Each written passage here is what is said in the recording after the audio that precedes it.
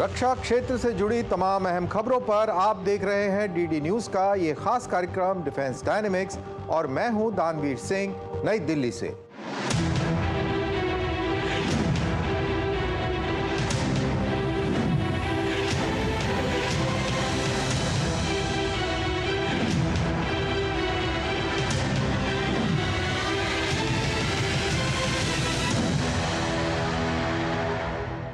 Indian ocean ship iOS सागर को flag of करने का रणनीतिक महत्व क्यों है और प्रोजेक्ट सीबर्ड क्या है?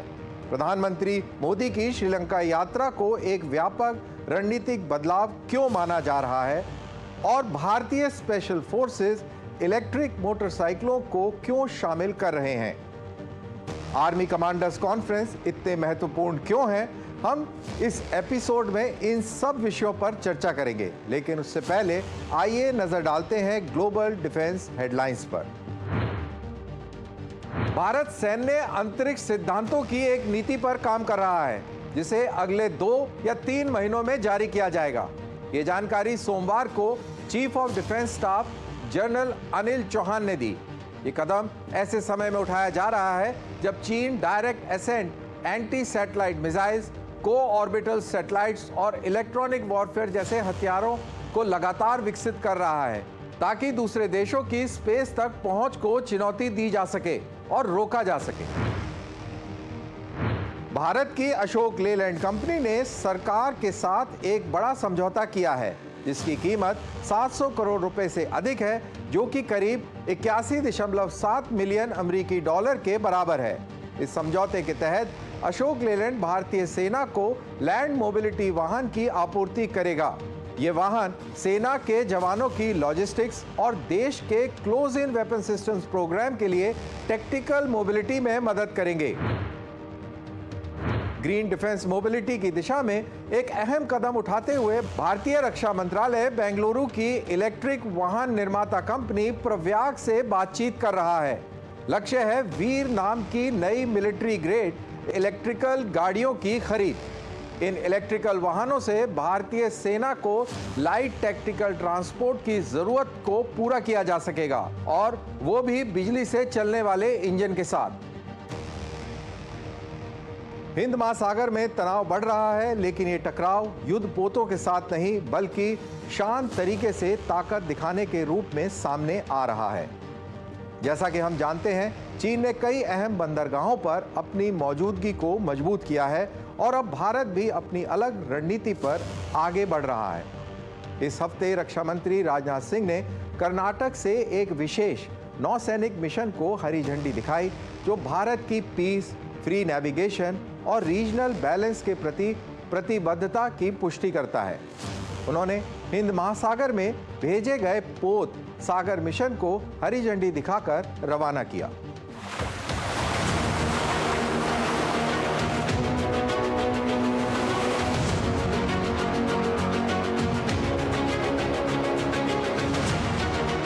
हिंद महासागर के विशाल नीले विस्तार में एक शांत शक्ति संघर्ष चल रहा है।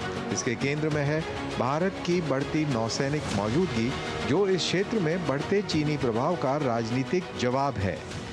भारत जब इंडियन ओशन क्षेत्र में अपनी प्रेजेंस को बढ़ा रहा है, तो यह हमारे नेशनल इंटरेस्ट के साथ साथ हमारे फ्रेंडली नेशंस की सुरक्षा को भी इन्हांस कर रहा है। रक्षा मंत्री राजनाथ सिंह ने चीन की इस क्षेत्र में लगातार बढ़ती रणनीतिक गतिविधियों के बीच एक स्पष्ट संदेश दिया।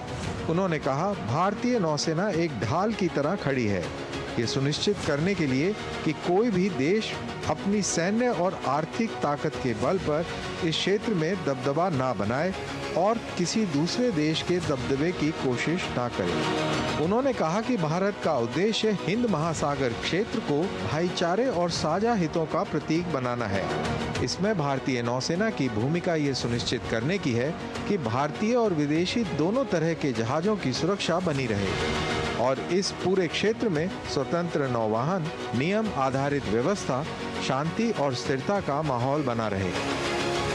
राजनाथ सिंह ने ये बात कर्नाटक के तटीय इलाके में स्थित कारवार नौसैनिक अड्डे से पहली बार रवाना किए गए हिंद महासागर पोत IOS सागर को झंडी दिखाते हुए कही। हिंद महासागर पोत सागर की पहली यात्रा कारवार नौसैनिक अड्डे से रवाना होने के साथ ही भारत भाईचारे, सहयोग और नियम आधारित समुद्री व्यवस्था के अपने दृष्टिकोण की पुष्टि करता है। हमारी नेवी इंडियन ओशन रीजन में यह इंश्योर करती है कि कोई राष्ट्र अपनी ओवरवेलमिंग इकोनॉमी और मिलिट्री पावर के दम पर किसी दूसरे राष्ट्र को दबा न सके। भारत यह इंश्योर करता है कि इंडियन ओशन में किसी भी सॉवरेनिटी पर आज आए बिना उनके इंटरेस्ट को प्रोटेक्ट किया जा सके। हिंद महासागर क्षेत्र सिर्फ एक जल क्षेत्र नहीं है, ये दुनिया की जीवन रेखा है। दुनिया का लगभग 80% तेल परिवहन इस समुद्री रास्ते से होकर गुजरता है। होर्मुज जल डमरू मध्य से लेकर मलक्का जल डमरू मध्य तक ये जलमार्ग एशिया की अर्थव्यवस्थाओं को ऊर्जा प्रदान करते हैं। ये क्षेत्र अब रणनीतिक प्रतिस्पर्धा का मैदान है। यहाँ महत्वपूर्ण सैन्य ठिकाने, गहरे समुद्री बंदरगाह और समुद्र के नीचे का बुनियादी ढांचा मौजूद है।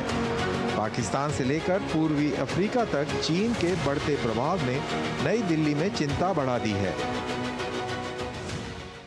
पिछले एक दशक में हिंद महासागर में चीन की मौजूदगी लगातार बढ़ी है। भारत इसे क्षेत्रीय संतुलन के लिए एक चुनौती के रूप में देखता है। IOS सागर सिर्फ एक युद्धपोत नहीं, ये एक शांति पोत है। ये हमारे सौहार्द, सहयोग की भावना और क्षेत्र में मित्र देशों के साथ मिलकर काम करने की हमारी तैयारी को दर्शाता है। सागर मिशन समुद्री शांति, स्वतंत्र व्यापार मार्गों और साझा समृद्धि के लिए पूरी भारत की प्रतिबद्धता को दर्शाता है। भारत के रणनीतिक विशेषज्ञ इन घटनाक्रमों को एक अपने प्रभाव क्षेत्र में हस्तक्षेप के रूप में देखते हैं, जिसके चलते भारत ने अपनी समुद्री रणनीति को नए सिरे से तैयार करना शुरू कर दिया है। भारत की प्रतिक्रिया संतुलित लेकिन दृढ़ रही है। INS विक्रांत की तैनाती ने स्वदेशी समुद्री शक्ति के नए अध्याय की शुरुआत की है, लेकिन भारत की रणनीति केवल रक्षा तक सीमित नहीं है, ये कूटनीतिक भी है। संयुक्त अभ्यासों और जागरूकता कार्यक्रमों के जरिए भारत अपनी सागर नीति क्षेत्र में सभी के लिए सुरक्षा और विकास के तहत समुद्री सहयोग को बढ़ावा देता है। हिंद महासागर में IOS सागर की शुरुआत भारत की नौसेना के विस्तार के अगले चरण का संकेत है। इस बहुभूमिका वाले प्लेटफॉर्म्स को मानवीय राहत से लेकर मित्र देशों की नौसेनाओं के साथ संयुक्त गश्त तक हर काम के लिए डिजाइन किया गया है। इसकी यात्रा देश की समुद्री सीमाओं से शुरू होती है, लेकिन इसका मिशन महासागर के पार तक गूंजता है। पूरे हिंद महासागर क्षेत्र में भारत का समुद्री सहयोग तेजी से बढ़ रहा है। आइलैंड नेशंस और कोस्टल पार्टनर्स के लिए भारत चीन के आक्रामक रवैये के मुकाबले एक भरोसेमंद विकल्प बनकर उभरा है। भारतीय नौसेना की मौजूदगी स्थिरता लाने वाली है। चीन के कर्ज आधारित बंदरगाह समझौतों के विपरीत भारत आपसी लाभ और समुद्री सहयोग पर ध्यान देता है। महाशक्तियों की बढ़ती होड़ के इस दौर में क्षेत्र में भारत की संतुलित भूमिका पहले से ही कहीं ज्यादा महत्वपूर्ण हो गई है।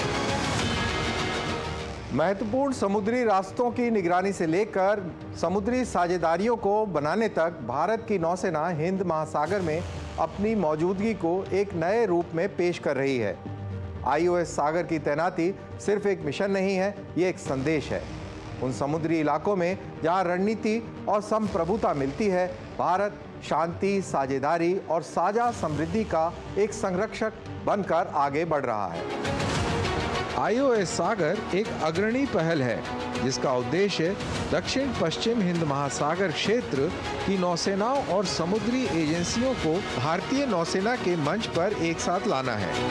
ये मिशन मित्र देशों के नौसेना कर्मियों को समग्र प्रशिक्षण देने का एक बेहतरीन अवसर होगा और समुद्री सुरक्षा में एक अभूतपूर्व सहयोग की शुरुआत को दर्शाता है। INS सुनैना अपनी तैनाती के दौरान दार ए सलाम, नकाला, पोर्ट लुई और पोर्ट विक्टोरिया का दौरा करेगी। जहाज पर सवार अंतर्राष्ट्रीय चालक दल कोची में विभिन्न पेशेवर प्रशिक्षण स्कूलों में प्राप्त ज्ञान का उपयोग करेंगे और दल प्रशिक्षण अभ्यास करेंगे, जिसमें आग बुझाना, नुकसान नियंत्रण, निरीक्षण, तलाशी और जब्ती, पुल संचालन, नौसैनिक संचालन, इंजन रूम प्रबंधन, स्विच बोर्ड संचालन और बोट हैंडलिंग योजनाबद्ध अभ्यासों और प्रशिक्षणों में शामिल है। ये सभी अभ्यास भारतीय नौसेना और उसके अंतर्राष्ट्रीय साझेदारों के बीच बेहतर तालमेल और सहयोग को बढ़ाएंगे। IOS सागर हिंद महासागर क्षेत्र के भविष्य को आकार देने में एक महत्वपूर्ण भूमिका निभाएगा। इस मिशन के साथ भारत एक बार फिर अपनी समुद्री पड़ोसी देशों के साथ मजबूत रिश्ते बनाने और क्षेत्र में एक सुरक्षित, समावेशी और सुरक्षित समुद्री वातावरण की दिशा में काम करने की अपनी प्रतिबद्धता को दोहराता है। भारत के रक्षा मंत्री ने 2000 करोड़ रुपए से अधिक मूल्य के प्रोजेक्ट सीबर्ड के तहत निर्मित आधुनिक ऑपरेशनल, रिपेयर और लॉजिस्टिक सुविधाओं का भी उद्घाटन किया। इन सुविधाओं में समुद्री इंफ्रास्ट्रक्चर शामिल है, जिससे जहाज़ों, पनडुब्बियों और हार्बर क्राफ्ट्स को बर्दिंग की सुविधा मिलेगी। इसके अलावा इसमें एक आर्मामेंट रॉफ, 2 विशेष पियर्स, मरीन यूटिलिटी कॉम्प्लेक्स और रिहायशी सुविधाएं शामिल हैं। ये सुविधाएं पश्चिमी तट पर तैनात नौसेना के संसाधनों को बढ़ाएंगी और भविष्य के लिए तैयार बल को बनाए रखने में भारतीय नौसेना के प्रयासों को और मजबूती देंगी। पश्चिमी घाट और अरब सागर की ऊबड़-खाबड़ पहाड़ियों के बीच भारत के समुद्री भविष्य की आधारशिला स्थित है। प्रोजेक्ट सीबर्ड भारत का सबसे बड़ा और सबसे महत्वाकांक्षी नौसैनिक अड्डा है, जो कर्नाटक में कारवार के पास स्थित है। प्रोजेक्ट सीबर्ड का पहला चरण मई 2005 में शुरू किया गया था, जिससे INS कदम्बा की स्थापना हुई, जो अब भारत का तीसरा सबसे बड़ा नौसैनिक अड्डा है। फेज 2B के तहत चल रहे विस्तार कार्य के साथ ये नौसैनिक अड्डा ईस्टर्न हेमिस्फीयर का सबसे बड़ा नौसैनिक अड्डा बनने जा रहा है। आज भारतीय नौसेना का गर्व एयरक्राफ्ट कैरियर INS विक्रमादित्य और INS विक्रांत दोनों यहीं पर तैनात हैं। ये भारत की पहली सी लिफ्ट सुविधा भी है, जिसमें जहाज़ों और पनडुब्बियों के लिए एक अत्याधुनिक शिप लिफ्ट और ट्रांसफर सिस्टम मौजूद है। इस परियोजना की जड़ें 1971 के भारत पाकिस्तान युद्ध से जुड़ी हैं, जब मुंबई से होने वाले नौसैनिक अभियानों में भीड़ भाड़ वाले व्यावसायिक समुद्री मार्गों के कारण परेशानी हुई थी। युद्ध के बाद नौसेना ने रणनीतिक स्वतंत्रता और संचालन में लचीलापन सुनिश्चित करने के लिए वैकल्पिक स्थलों की तलाश करना शुरू किया। कई स्थानों पर विचार किया गया, जैसे तिरुवनंतपुरम, कन्नूर और तुतुकुड़ी, लेकिन कारवार सबसे उपयुक्त साबित हुआ। ये दुनिया के सबसे व्यस्त समुद्री मार्गों के पास है और यहाँ एक प्राकृतिक गहराई वाला बंदरगाह भी है, जो इसे एक आदर्श स्थान बनाता है। इस विचार का समर्थन एडमिरल ऑस्कर स्टैनले डॉसन ने 1980 के दशक की शुरुआत में किया था, लेकिन 1991 की आर्थिक मंदी के कारण निर्माण में समय लगा। एक बार लॉन्च होने के बाद ये भारत की सबसे रणनीतिक रूप से महत्वपूर्ण नौसैनिक सुविधाओं में से एक बन गया है। आज जब भारत हिंद महासागर में अपनी मौजूदगी को मजबूत कर रहा है, प्रोजेक्ट सीबर्ड एक प्रतीक और एक ढाल दोनों के रूप में खड़ा है। कारवार के तट से लेकर समुद्र के दूर दराज के इलाकों तक ये राष्ट्रीय हितों की रक्षा कर रहा है। परियोजना के अंतिम चरण के पूरा होने के बाद INS कदम्बा 50 फ्रंटलाइन युद्धपोतों को तैनात करने में सक्षम होगा और ये सुएज कैनाल के पूर्व में सबसे बड़ा नौसैनिक अड्डा भी होगा। एक ऐतिहासिक दौरे के तहत भारत के प्रधानमंत्री नरेंद्र मोदी कोलंबो पहुंचे। ये उनका 2019 के बाद से श्रीलंका का चौथा और अब तक का सबसे लंबा दौरा है। ये हाई प्रोफाइल दौरा केवल संबंधों को फिर से मजबूत करने के बारे में नहीं था, बल्कि दो पड़ोसी देशों के बीच रणनीतिक साझेदारी को नए सिरे से तय करने के बारे में भी था। इस यात्रा का एक बड़ा नतीजा ये रहा कि रक्षा, ऊर्जा, डिजिटल इंफ्रास्ट्रक्चर, स्वास्थ्य और व्यापार जैसे अहम क्षेत्रों में 7 महत्वपूर्ण समझौतों पर हस्ताक्षर किए गए। एक खास बात यह है कि पहली बार 5 साल का रक्षा सहयोग समझौता किया गया है, जिसमें श्रीलंकाई सैन्य कर्मियों को भारत में प्रशिक्षण देना और सूचना व तकनीक के आदान प्रदान को बढ़ावा देना शामिल है। ये रक्षा समझौता खास तौर पर ऐतिहासिक है। ये 1980 के दशक के अंत में श्रीलंका में भारत की सैन्य मौजूदगी के बाद पहला ऐसा समझौता है। उस समय भारतीय शांति सेना IPKF 1987 से 1990 तक श्रीलंका में तैनात थी। नई दिल्ली के साथ गठबंधन और नेतृत्व स्तर पर भी इस बात को मान्यता दी गई कि भारत और श्रीलंका की सुरक्षा हित एक दूसरे से जुड़े हुए हैं। दोनों नेताओं ने आज इस बात को जोर देकर कहा। संयुक्त प्रेस वार्ता में श्रीलंका के राष्ट्रपति अनुरा कुमारा दिशानायके ने कोलंबो में रणनीतिक साझेदारी को नई दिल्ली के साथ फिर से दोहराया। मैंने श्रीलंका के इस रुख को दोहराया कि वो अपनी जमीन का उपयोग किसी भी ऐसे तरीके से करने की अनुमति नहीं देगा जो भारत की सुरक्षा तथा क्षेत्रीय स्थिरता के लिए प्रतिकूल हो।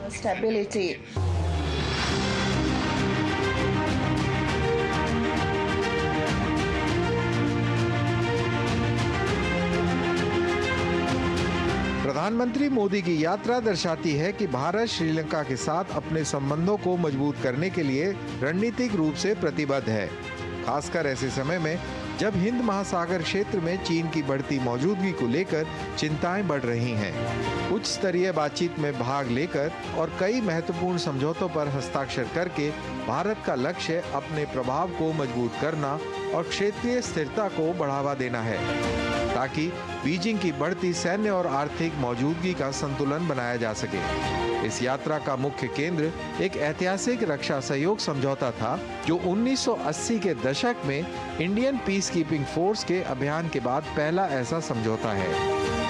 ये समझौता समुद्री सुरक्षा, संयुक्त सैन्य अभ्यास और रक्षा संसाधनों के साझा उपयोग पर केंद्रित है। ये स्पष्ट संकेत है कि इसका उद्देश्य श्रीलंका की रक्षा क्षमताओं को मजबूत करना और क्षेत्र में चीन के प्रभाव को कम करना है। एक और मुख्य आकर्षण ऊर्जा सहयोग था। भारत संयुक्त अरब अमीरात के साथ साझेदारी में ट्रिंकोमाली में एक ऊर्जा केंद्र विकसित करेगा। योजनाओं में एक मल्टी प्रोडक्ट पाइपलाइन और मौजूदा फ्यूल टैंक फार्म की संभावनाओं की खोज शामिल है। इससे श्रीलंका की ऊर्जा ढांचे में भारत की पकड़ मजबूत होगी और चीन के निवेशों जैसे हम्बनटोटा में सिनोपेक की रिफाइनरी के मुकाबले एक व्यवहारिक विकल्प मिलेगा। आर्थिक मोर्चे पर भारत ने श्रीलंका के पुनर्निर्माण में एक भरोसेमंद साझेदार के रूप में अपनी भूमिका को फिर से स्पष्ट किया।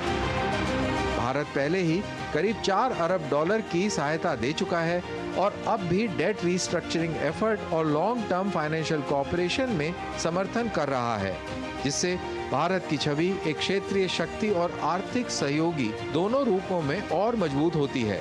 प्रधानमंत्री मोदी की ये यात्रा एक व्यापक रणनीतिक बदलाव का प्रतीक है, जो द्विपक्षीय संबंधों को मजबूत करती है, बाहरी दबावों का मुकाबला करती है और दीर्घकालिक आर्थिक व रक्षा सहयोग को बढ़ावा देती है। इन परिणामों का हिंद महासागर क्षेत्र की जियोपॉलिटिकल डायनामिक्स पर स्थायी प्रभाव पड़ने की उम्मीद है। एक प्रमुख तकनीकी पहल के तहत इंडियन स्पेशल फोर्सेज अपने अभियानों में इलेक्ट्रिक मोटरसाइकिलें और इलेक्ट्रिक मानवयुक्त UAV को शामिल करने की तैयारी में है। ये अगली पीढ़ी के इलेक्ट्रिक वाहन प्रमुख लाभ प्रदान करते हैं: कम शोर, कम हीट सिग्नेचर और फॉसिल फ्यूल पर कम निर्भरता। यही वजह है कि ये दुर्गम या दूरदराज इलाकों में गुप्त और तेज गतिशीलता वाले मिशनों के लिए बिल्कुल उपयुक्त हैं। इलेक्ट्रिक मानव संचालित UAV की शुरुआत से ही निगरानी, तीव्र तैनाती और मिशन में शामिल होने जैसी संभावनाएं खुलती हैं, वो भी ज़्यादा शांत और ऊर्जा किफ़ायती तरीके से। ये कदम ग्रीन और स्मार्ट युद्ध की दिशा में एक बड़ा बदलाव है, जिसमें अत्याधुनिक तकनीक को रणनीतिक क्षमता के साथ जोड़ा गया है।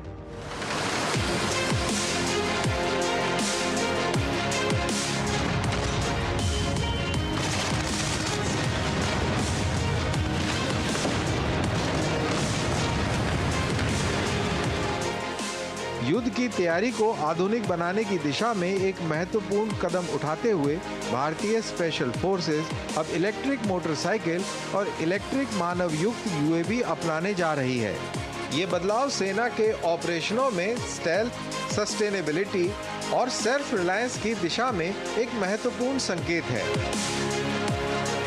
ये इलेक्ट्रिक प्लेटफॉर्म महत्वपूर्ण लाभ प्रदान करते हैं, जैसे कम शोर, न्यूनतम ताप संकेत और पेट्रोल डीजल पर कम निर्भरता, जो खासकर पहाड़ी और ऊंचाई वाले इलाकों जैसे लद्दाख या पूर्वोत्तर में गुप्त ऑपरेशनों के लिए बेहद कारगर हैं, जहां भारत की स्पेशल फोर्सेस अक्सर तैनात रहती हैं। ये बदलाव दुनिया भर में हो रहे मिलिट्री मॉडर्नाइजेशन के रुझानों के साथ मेल खाता है, लेकिन भारत के लिए ये सिर्फ एक आधुनिक कदम नहीं, बल्कि एक रणनीतिक जरूरत भी है, खासकर पाकिस्तान के साथ LOC और चीन के साथ LAC जैसे संवेदनशील बॉर्डर इलाकों में, जहां मिशन की सफलता चुपचाप काम करने और तेजी पर निर्भर करती है।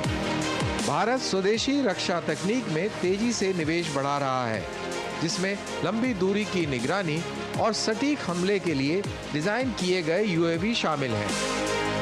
IG ड्रोन्स जैसी घरेलू कंपनियों के साथ किए गए कॉन्ट्रैक्ट्स ये दिखाते हैं कि आत्मनिर्भर भारत पहल के तहत भारत रक्षा क्षेत्र में आत्मनिर्भरता की ओर मजबूत कदम बढ़ा रहा है। इलेक्ट्रिक और देश में विकसित किए गए सिस्टम अपनाने से सुरक्षा से जुड़ी चिंताएं भी कम होती हैं, खास तौर पर आयातित ड्रोन में चीनी पुर्जे मिलने के खुलासे के बाद साइबर हमलों और इलेक्ट्रॉनिक जासूसी की आशंकाएं पैदा हो गई थीं। हालांकि ये कदम साहसिक है, लेकिन इसके साथ कुछ चुनौतियां भी हैं। बेहद ठंडे इलाकों में इलेक्ट्रिक मोटरसाइकिल की बैटरी ज्यादा देर तक नहीं चल सकती और दूर दराज के इलाकों में चार्जिंग की व्यवस्था अभी भी एक बड़ी चुनौती बनी हुई है। जहां तक इलेक्ट्रिक मानव संचालित UAV की बात है, वहां अभी भी कुछ सवाल बाकी हैं। आमतौर पर UAV बिना पायलट के होते हैं, इसलिए छोटे पायलट वाले विमान या दोहरे उपयोग की क्षमता वाले हाइब्रिड ड्रोन की ओर देख रहे हैं। चाहे जो भी हो, इन्हें इलेक्ट्रॉनिक वॉरफेयर के खतरों का सामना करने में सक्षम होना पड़ेगा, खासकर चीन और पाकिस्तान जैसे विरोधियों के खिलाफ। ये कदम क्षेत्रीय खतरों के लिए एक सीधा जवाबी कदम भी प्रतीत होता है। चीन द्वारा उच्च क्षमता वाले ड्रोन तैनात करने और पाकिस्तान द्वारा सीमा पार निगरानी और तस्करी के लिए UAV का उपयोग करने के साथ भारत द्वारा तकनीक से सुसज्जित स्पेशल फोर्सेस पर ध्यान केंद्रित करना एक रणनीतिक बदलाव है। हाल ही में शामिल किए गए नागास्त्रा कामाकाजी ड्रोन और सबल 20 लॉजिस्टिक ड्रोन ये दर्शाते हैं कि भारत सटीकता और रणनीतिक लचीलेपन के लिए गंभीर है। ये ड्रोन युद्ध के मैदान में कुशलता और नएपन का अच्छा मेल है और इसमें एक कूटनीतिक पहलू भी हो सकता है। ग्रीन वॉरफेयर को अपनाना भारत की छवि को जिम्मेदार वैश्विक शक्ति के रूप में मजबूत कर सकता है, जिससे सेना की तरक्की और पर्यावरण के प्रति जागरूकता का संतुलन दिखे, लेकिन युद्ध के मैदान में दिखावे से ज्यादा नतीजे मायने रखते हैं। क्या ये इलेक्ट्रिक सिस्टम वास्तविक दुनिया के परिदृश्य में स्पेशल फोर्सेस की जरूरत के मुताबिक भरोसेमंद और मजबूत साबित होंगे, ये तो समय ही बताएगा। लेकिन अगर ये सफल रहे तो भारत एक नया वैश्विक मानक स्थापित कर सकता है, जहां पर्यावरण के प्रति जागरूक तकनीक और बेहतरीन युद्ध कौशल का मेल हो। इलेक्ट्रिक, कुशल और तेजी से स्वदेशी होते हुए भारत की स्पेशल फोर्सेस शायद एक शांत लेकिन क्रांतिकारी बदलाव के साथ भविष्य की ओर कदम बढ़ा रही हैं। साल में 2 बार होने वाली ये कॉन्फ्रेंस तीनों सेनाओं के शीर्ष नेतृत्व की एक अहम बैठक होती है। हाल ही में भारतीय सेना के शीर्ष लेवल के अधिकारी साल के सबसे महत्वपूर्ण रणनीतिक कार्यक्रमों में से एक आर्मी कमांडर्स कॉन्फ्रेंस 2025 के लिए इकट्ठा हुए। यह सम्मेलन 1 से 4 अप्रैल तक सेना मुख्यालय में आयोजित किया गया। ऐसा सम्मेलन क्यों आयोजित किया जाता है, इसका क्या महत्व है, आइए देखिए ये रिपोर्ट।